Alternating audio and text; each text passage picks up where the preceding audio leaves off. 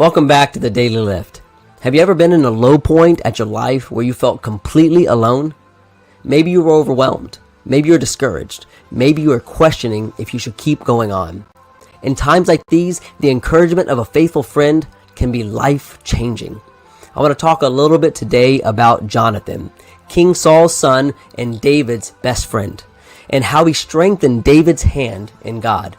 So at this point in David's life, things looked bleak. Although he had been anointed the future king of Israel, he was so far from the throne.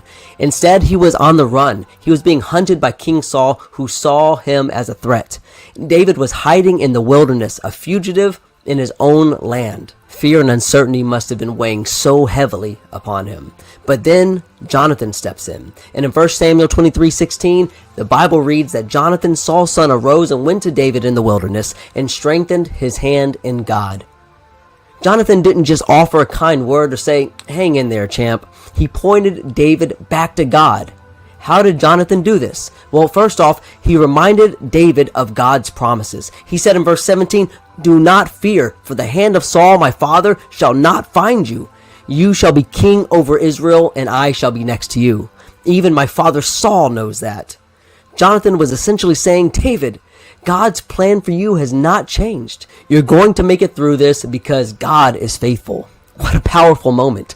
Jonathan didn't remove David's trials. He couldn't.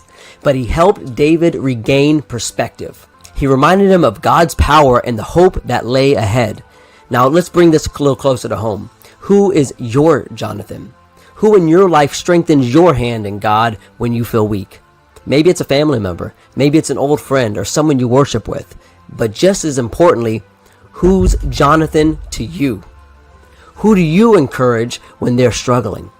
The world is full of people who need someone alongside of them, not to fix their problems, but to remind them of God's promises. Hebrews 10:24 and 25 says, "And let us consider one another in order to stir up love and good works, not forsaking the assembling of ourselves together, as is the manner of some, but exhorting one another daily, and all the more as you see the day approaching."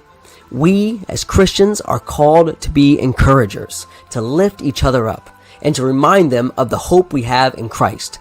David may have been in despair, hiding in the wilderness, but the words of a faithful friend helped him find the strength to keep going on. You and I have that same power to point others to God, to remind them of His faithfulness, to strengthen their hands in Him.